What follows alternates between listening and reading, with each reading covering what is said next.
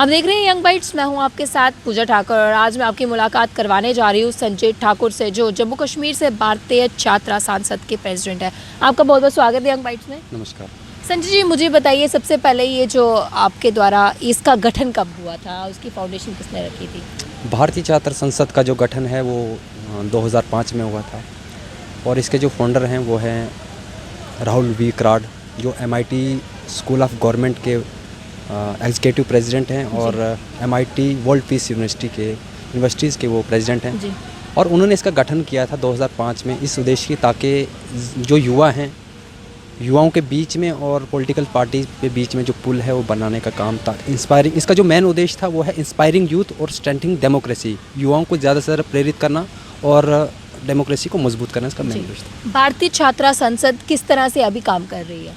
भारतीय छात्र संसद करीबन हमारे 28 स्टेट्स में काम कर रहा है। इसका जो मेन उद्देश्य है वो युवाओं को ज़्यादा से ज़्यादा प्रेरित करना और वो ज़्यादा से ज़्यादा राजनीति में आए, क्योंकि कहीं ना कहीं देखा जाता है युवा गालियाँ मारते हैं, पॉलिटिक्स को बुला बुला कहते हैं। अगर आप किसी भी कॉलेज में अगर जाओगे तो किसी से पूछोगे तो कोई बोलेगा मैं डॉक्टर बनना चाहता हूँ, इंजीनियर बनना चाहता हूँ, एडवोकेट बनना चाहता हूँ, साइंटिस्ट बनना चाहता हूँ और किसी IAS IPS बनना चाहता हूँ। लेकिन किसी से पूछ लो, कोई राजनीति में नहीं आना चाहता, लीडर नहीं बनना चाहता।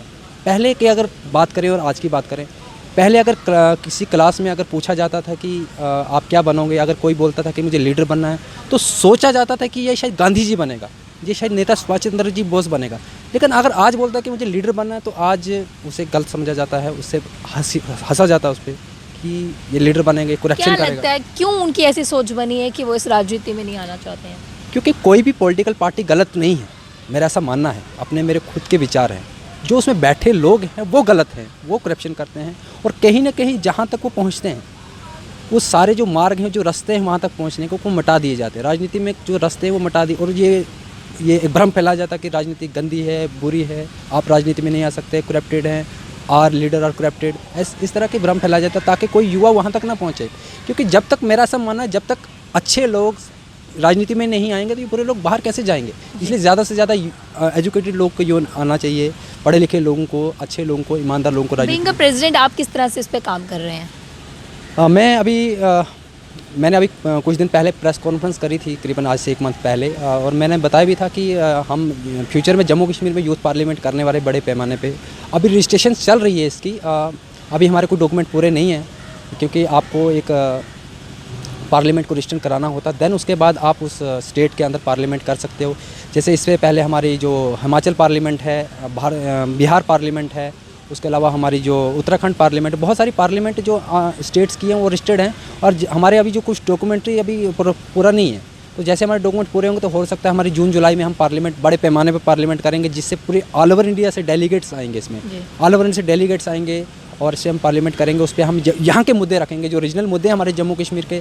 ये इंटरनेशनल लेवल पे पार्लियामेंट होने जा रही है इस बार दिल्ली में, जो 20 फरवरी से लेकर 23 फरवरी के दरमियान होने जा रही है। उसमें तमाम देश के युवा नेता आते हैं, वो अपनी मुद्दे रखते हैं। उसमें मुद्दे रखे गए हैं, 8 सेशन है उसमें जो हमारे युवा लीडर्स हैं वो एज ए स्पीकर्स आ सकते हैं, एज ए डेलीगेट्स आ सकते हैं। लेकिन उसके लिए वेबसाइट पर जाके उनको छोटी सी एक वीडियो, 3 मिनट की वीडियो बना के वेबसाइट पे अपलोड करनी होती है। जो हमारी सिलेक्टिंग कमेटी है वो उसमें आपको सिलेक्ट करेगी। अगर आज का युवा राजनीति में आता तो क्या लगता है किस तरह का इम्पैक्ट पड़ेगा हमारी सोसाइटी पे? बहुत बड़ा परफेक्ट करेगा युवा ही उम्मीद, क्योंकि इस देश में ऑप्शंस बहुत हैं। युवा जब राजनीति में आता है तो वो ये सोचता है कि मैं, उसके पास बड़ी बड़ी गाड़ियाँ होंगी, बंगले होंगे, इस तरह से राजनीति में ना आए।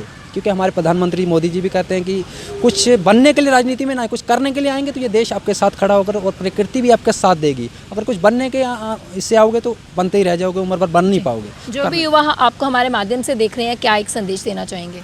मैं यही देना चाहूँगा कि ज़्यादा से ज़्यादा युवा पढ़े लिखे लोग राजनीति में आएँ और इस राजनीति को बदलें। गाली देने से कुछ होने वाला नहीं है, सिस्टम को बारा बुला कहने से कुछ होने वाला नहीं है। अगर दम है तो आओ राजनीति में, तो बदलो इस राजनीति को, यही कहना चाहूँगा। जी, बहुत बहुत धन्यवाद हमारे साथ जुड़ने के लिए। तो हमारे साथ जुड़े थे संजय ठाकुर जी। तो इन्होंने युवाओं के लिए मैसेज दिया कि बढ़ चढ़कर हमें राजनीति में पार्टिसिपेट करना चाहिए।